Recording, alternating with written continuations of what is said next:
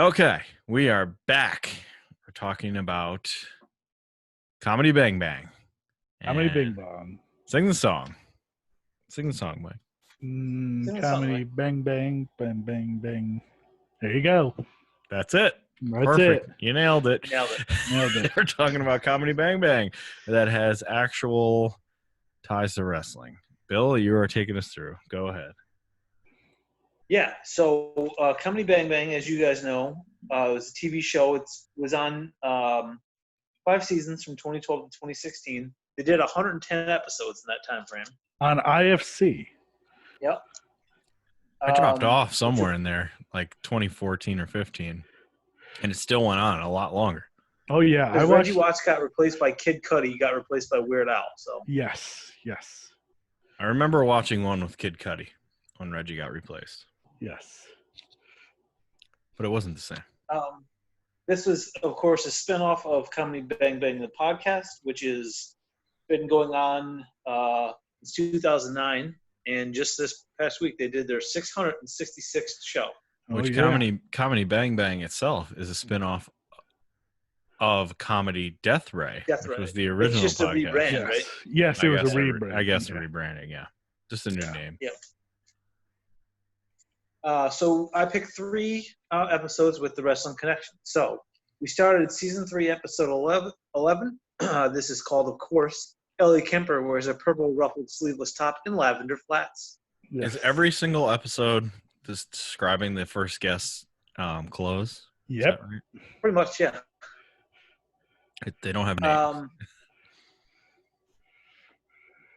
So then we start with a writer looking back to his time when he was a production assistant on the show. Voiced by Andy Richter. That's who it was. I kept thinking Patton Oswalt, but I knew it wasn't right. Andy Richter. Okay. And he says, Scott, this is when I was first introduced to Scott Aukerman. Who is he? I thought that was great. Yes. We find out it was because Scott Aukerman really just wants Ellie Kemper on the show. This production assistant is her cousin.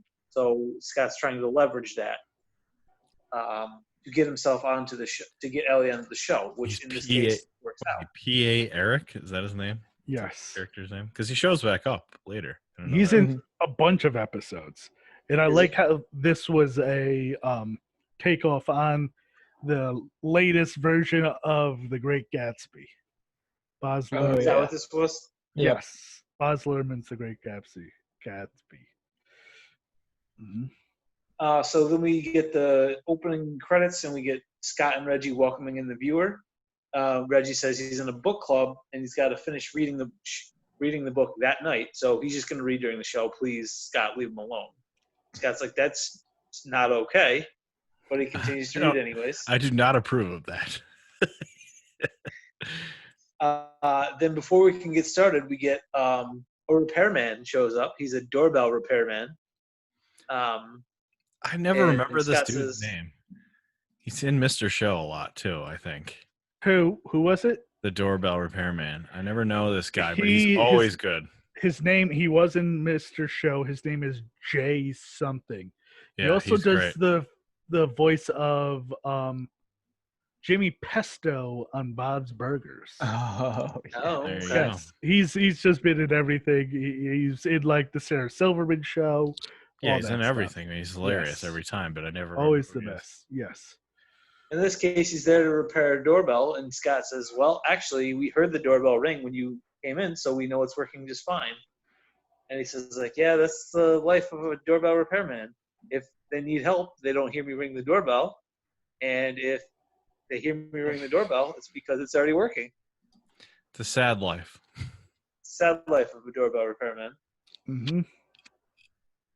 So then Scott Aukerman brings out his first guest, Ellie Kemper, and he describes her as, she's so adorable, she makes a baby deer look like a pile of poop, except he says the S word.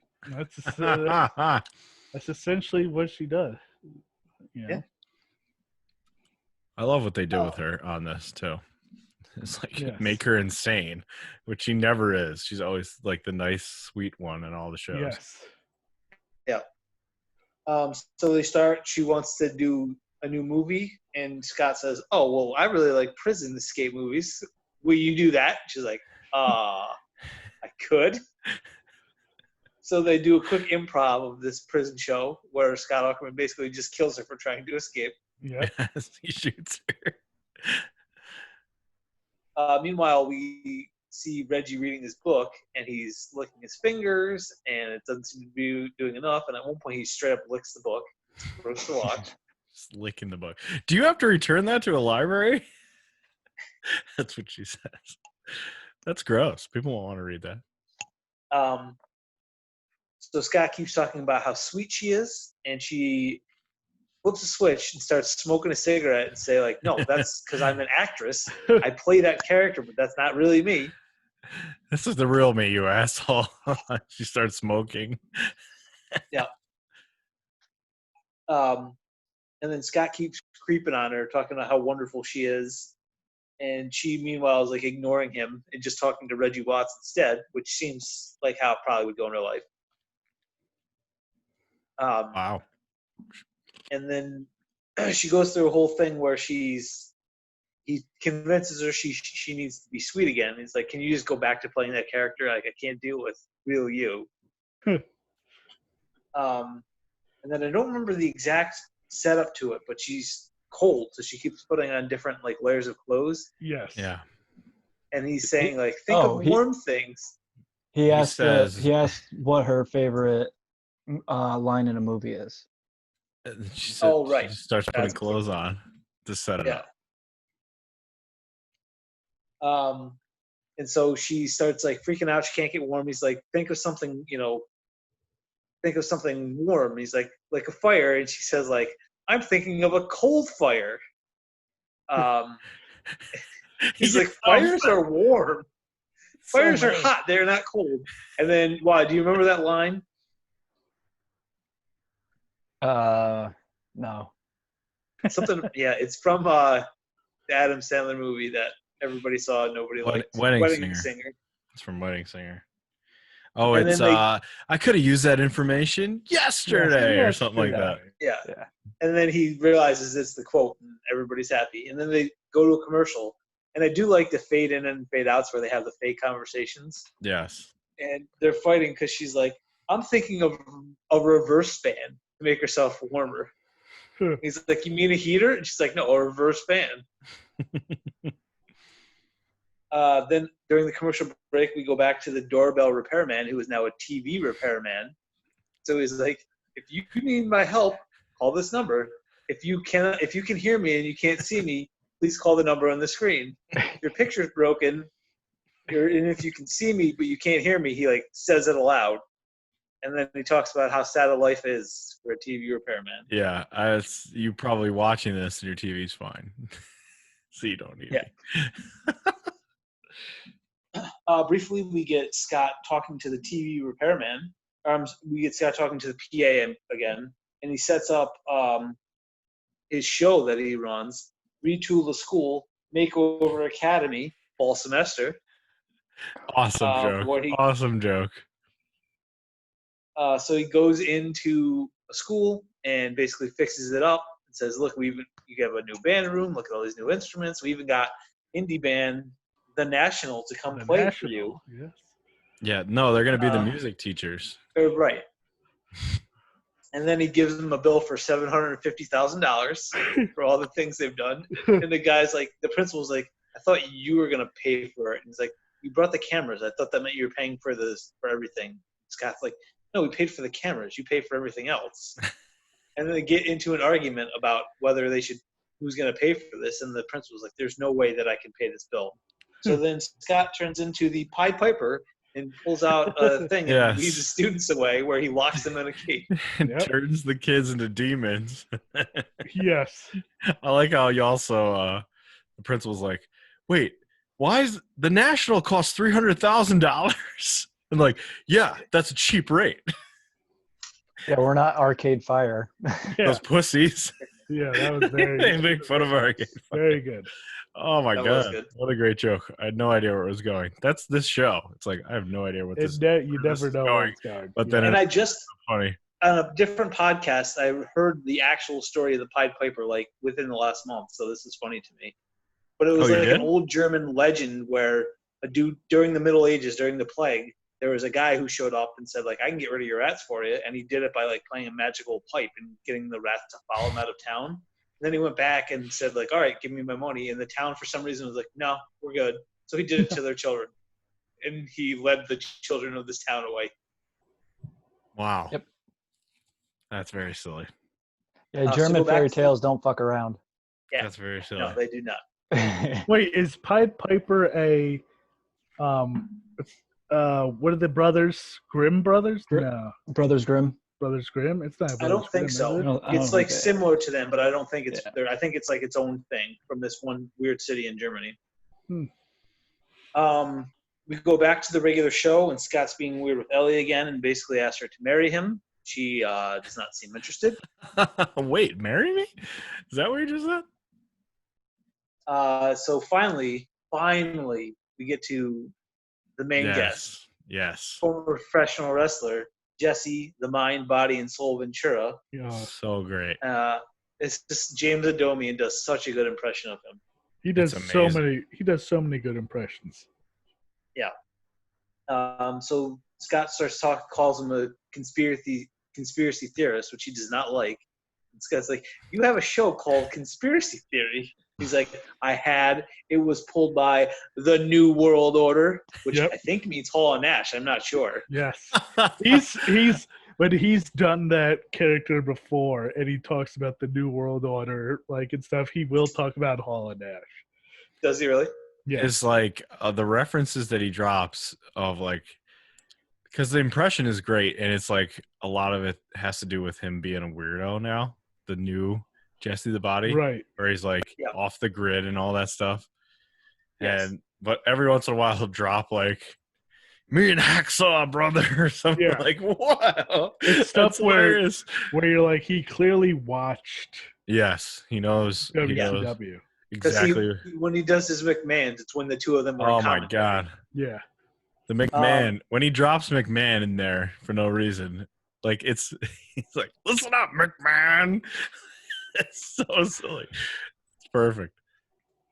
He talks about how he's living in a hut in Mexico so that he can hide from the drones. But then if he wants to go to a nice hotel, he still gets someone to pretend to be in Mexico so the drones can watch the fake him. And then he gets talking about running for office, and he's like, there has to be a fair election. We have to actually follow the rules because everyone knows the Koch brothers can come in and just steal an election. And then the Pepsi brothers come in. And then we have a cola war, and nobody needs that. This guy's like, I don't think you know how politics work. I love how his promos are like, if I was going to be president, but probably not, but maybe I would, but I don't know. He's like very non-committal about being president. Which is Jesse Ventura, too. Yeah. Oh, my God. So funny. So he then starts naming, if he was going to be president, maybe his cabinet. So the Secretary of Education, of course, would be Bobby the Brain Heenan, because who can be smarter than someone who has the brain in his name? I love it. Love it. Secretary of State would be Jim Duggan, because he has an American flag and a 2x4, and who better represents America? And Secretary of the Office, of course, would be Ellie Kemper, because she was on The Office. And as a secretary. It's funny how as a secretary on The Office. She's referred to as just like office person instead of like what all the shit she's done after that. Like she hasn't done it. Kimmy Schmidt yet. So it's kind of weird to see her like, oh, she's just from The Office. Like she's done a lot of shit since that. But at this point, Jessie gets real pumped up and starts freaking out, and we get a lot of McMahons dropped. And then he actually fires off and hits a chair shot on Scott Ackerman, which is probably the best part of it. Pulls a chair out from behind the couch. It's with it. Awesome. The best. Then Ellie ends up turning down an offer from Scott to be the permanent guest. She's like, no, I'm just doing this to promote the show, and then I'm going to go other do talk other shows. You're doing other talk shows? And then we find out the whole thing is, in fact, a conspiracy, and everything goes to hell in a handbasket. And we find out Reggie's actually been reading, instead of The Great Gatsby, he's been reading Robopocalypse this whole time. Robo-apocalypse. And that's sort of where the whole thing falls apart and the show ends. Show is wild. It's absolutely insane. Yes, it's always super wacky, and that's why it's terrific. Yes. That was a good one. Yes. I did the one I accidentally watched next. Had a guest called Bill Cosby Bukowski. Yes, Bill Cosby Bukowski. The Jello laureate. Yes, played by makes up Jellomes, and it's ridiculous. Played by John Daly. It was the best. John Daly doesn't get enough credit. He was amazing. No. Best part of Kroll Show, John Daly. Oh, so funny. Best part of why doesn't he have a better career? I don't know. Rich Dicks, right? Rich Dicks. He was like everything. Pennsylvania Pawn Shop. He was on that. Pennsylvania Pawn Shop. Yep. Yeah, he's awesome. He's so funny. He is. The best. It was a Rob Corddry show. The best part of that particular show was during one of their like fade in, fade out from commercials. It's Rob Corddry going, "It's around the corner that the fudge is made." It's like pointing like this. But the correct episode that we were supposed to watch was season 3, episode 19. This episode is fucking awesome, though. It's so. This, of course, is called Eric Andre wears a cat claw shirt and sneakers. Yes. So good. This is super wacky. It's fun. So we actually start with the end of the episode. And we find out it was a very good show, but it wasn't perfect because Scott had a little mishap at the beginning of the show and said the wrong thing. So they're just saying, it could have been perfect. And then they see that the second guest on the show, an inventor, has left behind his invention, which of course is a time machine. So Reggie and Scott decided they're going to go back in time and they're going to fix it so they can have a perfect show. So they dial up and they get into the recent past and decide, we can't interact with ourselves, so we better put on a disguise. So they each add a mustache to their look. Well, yeah. Reggie puts on a reverse mustache. He covers his up with a Band-Aid. He covers his up. You're right. With a Band-Aid. Love it. Reggie is the best part of the show. Trying to explain this to my kid was impossible. He was watching and he's like, wait, why do they have fake mustaches and Band-Aids on their faces? Why do they keep talking about Back to the Future? That's like, he loves Back to the Future, so that's what got him into it. You got to watch this in like 10 years, dude. You're not going to get it. Yeah.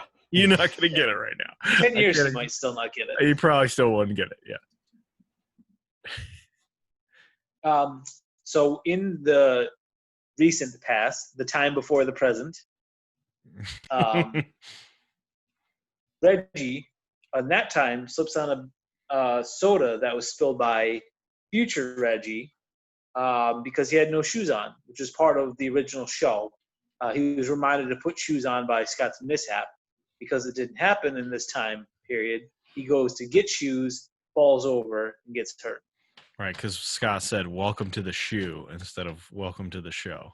Yes. Right, which reminds him to put shoes on. Since they fixed that, now he doesn't have shoes on.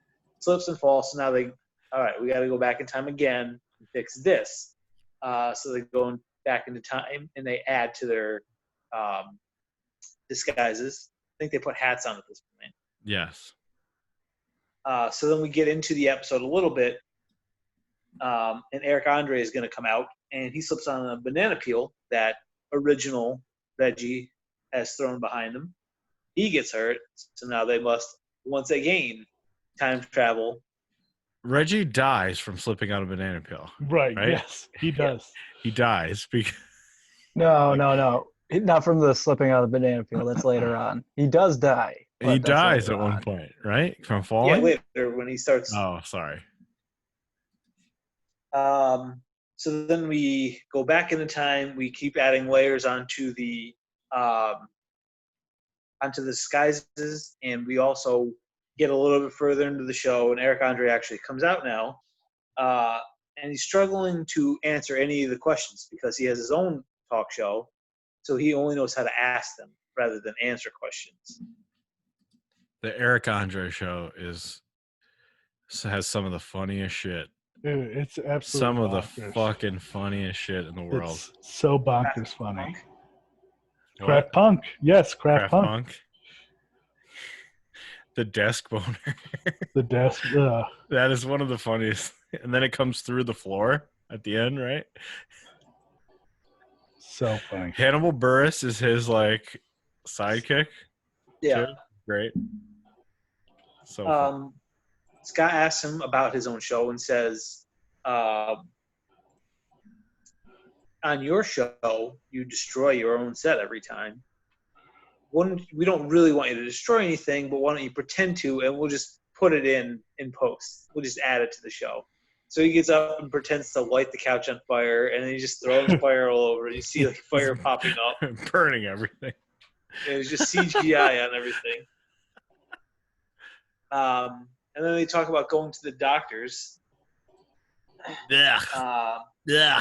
Yeah, and they talk about how disgusting doctors are, and that's why they talk about how they are where they are because of on their talk shows because of Johnny Appleseed keeps the doctors away.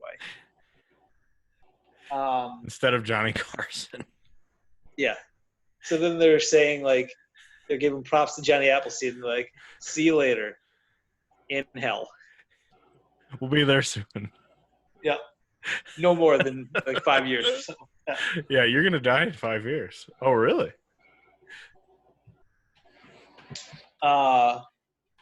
Then we get a weird thing where Eric Andre is not going to say anything bad, but he keeps saying weird things. And at one point, we get Scott Aukerman saying, "Wait, you like blue balls?"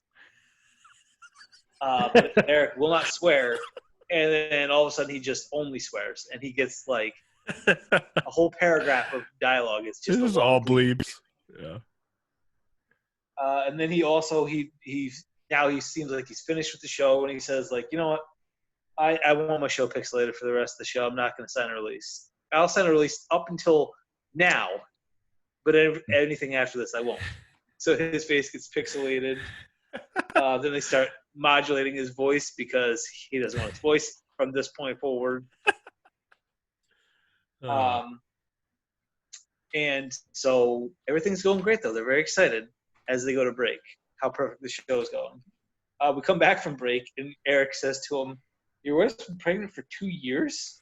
You should see a doctor." And doctor. Blah. Doctors.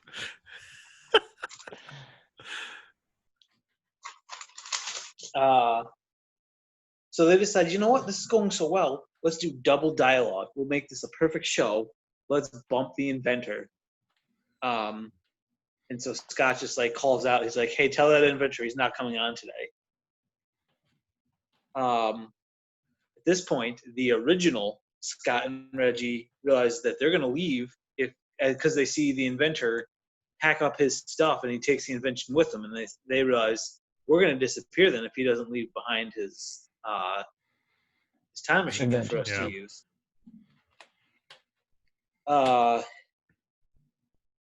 So then they decide they have to go back in time to stop this. Now they're trying to screw up the show. There's like crazy, 5. and there's like 5 layers of it, and they're trying to screw up the show so it's not perfect. And the inventor is Weird Al. Yes. Yes. So we see Reggie goes to distract himself and instead murders himself with a slingshot. We find out he didn't actually do it. It was the time-traveling inventor who is now just Dr. Time. He is no longer the inventor. Dr. Time. And now he's using his invention to just be an evil doer because he was bumped from the show and it was the worst day of his life.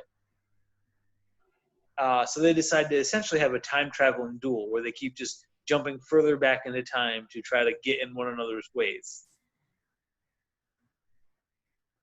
But we then learn that the time travelers have been interacting with everyone all along, that it was Dr. Time that caused Reggie's soda to spill and chopped off part of his banana, which caused him to throw the banana peel. So they've actually been ruining the show the whole time, and they just didn't even know it. It's very paradoxical here. Butterfly effect. Yep. So Dr. Time decides, I'm just going to ruin every show. And he starts jumping in and out of shows. So first we go to the previous week with Rob Corddry. Then we go to a Halloween show. Then we see Dane Cook pop up, where he talks about how great it is to have two handsome gentlemen on the show. We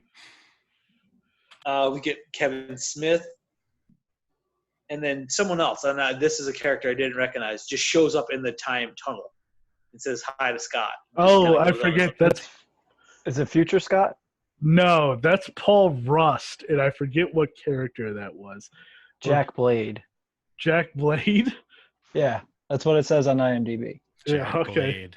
I forget what that is, but I love Paul Rust. He's very funny. His one show with Gillian Jacobs is terrible.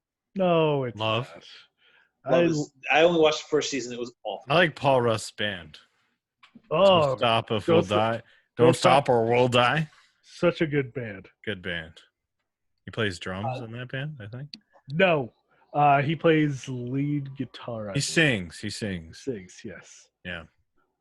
Good band. Finally, we see Jesse Ventura show up, and from the show that we had just watched. Yes. But he gets a line where he sees them run past him. He goes, "Time travel! I knew it!" Because he's a conspiracy guy. He knew it. Yeah. He knew it all along. McMahon. McMahon. Eventually, we end up back on the original current show, and they realize that they've now ruined the perfect show, but the inventor does get to come out. As he does so, Dr. Time disappears because he was not created because there was no meltdown. And all of the time-traveling Scott and Reggie's disappear except for the original duo. And then we see future versions of Scott and Reggie show up and say, "We need your help.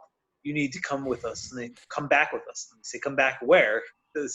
Back to the time period that follows this one, because they cannot say Back to the Future. Back to the Future? You can't say that! Don't say that! Great. Awesome episode. Yeah, there's a lot going on. It was a good episode. So good. And then we go finally to season 4, episode 5. This one does not feature Jesse Ventura. Instead, we start with Simon Helberg on, of course, the show being titled Simon Helberg Wears a Sky Blue Button-Down and Jeans. So we enter to Reg and Scott Aukerman just hanging out in a really gross studio. They've made a mess of the place. So someone that I thought was like a producer, or I guess he's the TV exec, David Allen Greer, comes in, says, like, "You guys got to clean this place up." He says, "To do so, I'm bringing in Major Akins to whip you into shape." Oh, Major Akins. Major Akins is actually, which is that Major Pain, except aches instead of pains. Yes. Oh, yeah. Yeah, pains. Yes, that That's makes smart. sense. Makes sense. But this is Tiny Lister, a.k.a. Zeus, the wrestler from Hogan movies and also from Real Wrestling. I've never heard him talk this much. It was weird to hear him talk for like full sentences. Yeah, that's instead of grunts. So he yells at them to perform a line in front of him, nuts to butts. Nuts to butts. Nuts to butts. Then we get a training montage where they go from being terrible at everything to doing one-handed push or pull-ups and things. Yeah, because they were doing pull-ups together. Yeah. So after Major Akins whips them into shape, they get a secret mission, and they need to stop the Cobra from assassinating the Canadian Prime Minister. And it turns out that the Canadian Prime Minister just happens to be a guest on their show today. And they say, "We've only got one image of the Cobra, and it's their TV exec." It's David Allen Greer. I can never remember that guy's David Allen Greer. I can never remember him. Good old Dag. The Canadian Prime Minister's name is Pierre Mooslager. Allow me to be you, Wally. We'll get there. Are you going to let me get there, Wally? Oh, You already mentioned him once, so. Oh, listen to you. Spoiling First, we shit. get a weird diatribe about how Reggie is now taking othies instead of selfies, which is just where you take a picture of somebody else. Without their permission. Then they're talking about hiring a hitman to kill Simon Helberg. This is during an interview with Simon Helberg of A Big Bang. Big Bang Right. Theory. And they talk about how he's going to die pretty soon, and they know this because they're going to hire a hitman to kill him. And he's just like, oh, How soon? all right, I guess. Yeah. 3 days.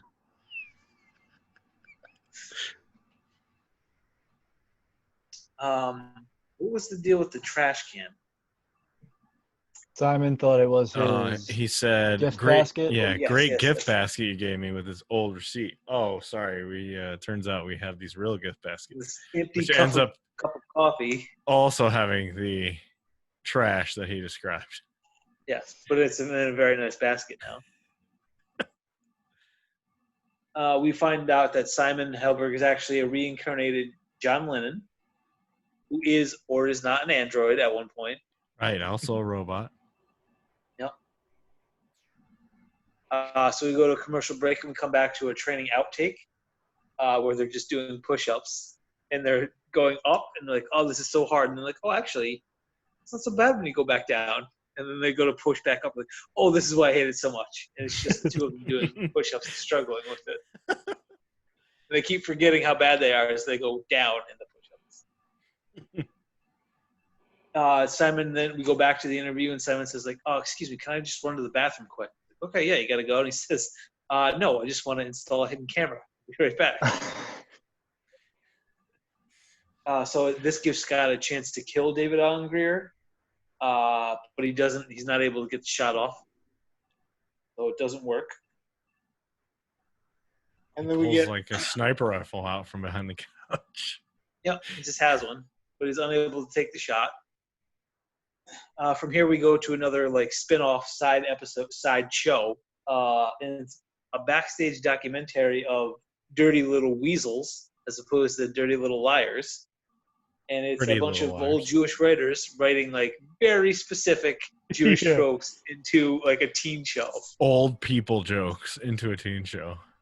and the teens are going like, I don't actually even get the dialogue most of the time. They're just really hot. Yeah, and the fans are like, we watch it on mute.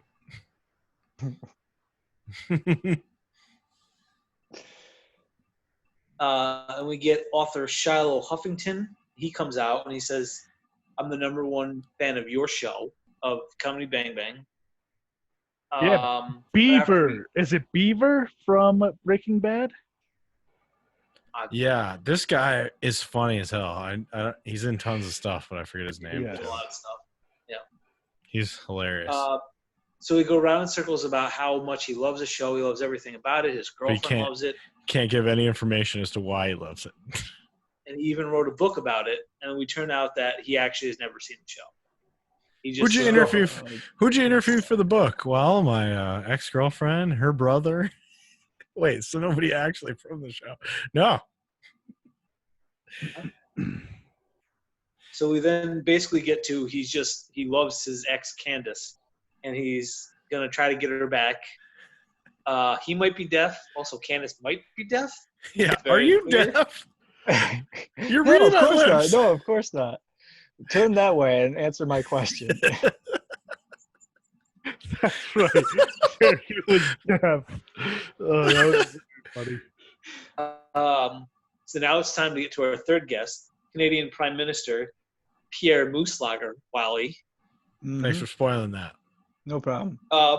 And as he comes out, Reggie's doing the Canadian national anthem for him. And his Yes. line is, "Oh, Canada, your skies are always gray." It's away.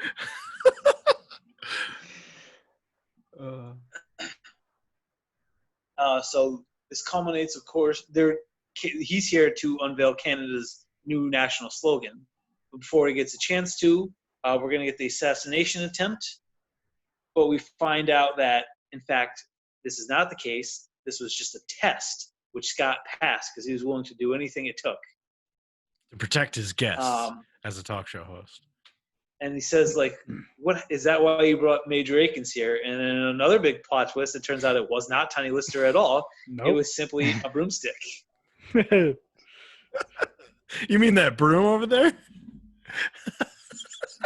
So he passes the test. And then right before we end the show, the Canadian Prime Minister says, well, can I at least unveil the slogan? And they're like, I guess. I don't know if you want to.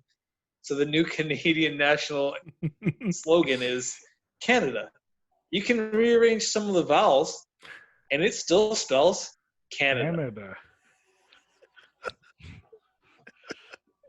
So good. So good. The show's so weird. So terrific.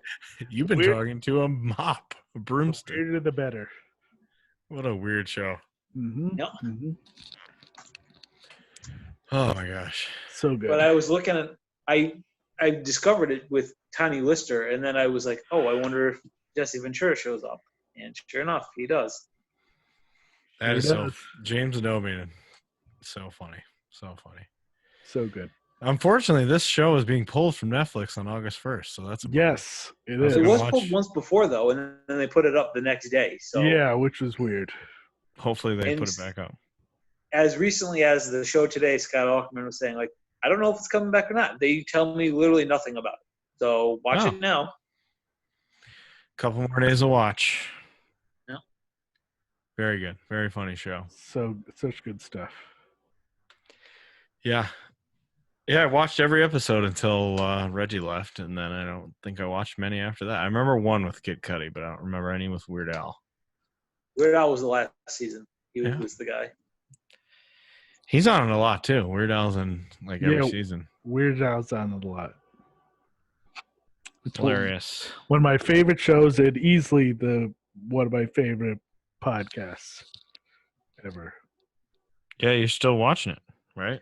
I still Or still listening to it. Sorry. Oh yeah, I listen recently, to every show. I've been on and off for a couple of years now, but recently I've been listening to it weekly again. So good. So good. Actually, my new favorite part of it now is when it becomes Ninja Turtle talk. Yes, they talk Ninja Turtles. Yes, a recent development. One of my favorite things they ever did on the podcast was I forget when it was. It was like a Christmas one or a New Year's one. It was the rap battle of the characters. Yeah. Rap battles. That was the best. Where you had to rap in character and then pass to the next character. Mm-hmm. So good. Yeah.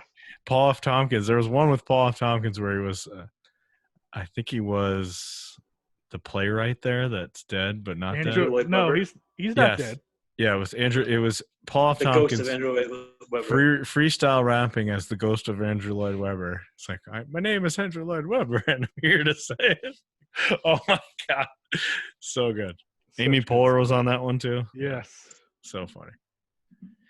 All right, that's it. That's the end of this one. Comedy Bang Bang. Go watch it for the 3 days that you have still to watch it. Yeah. If not, go listen to the podcast. It's very funny. What's James Adomian's podcast? It's called, I'm subscribed to it, The Underground. Okay.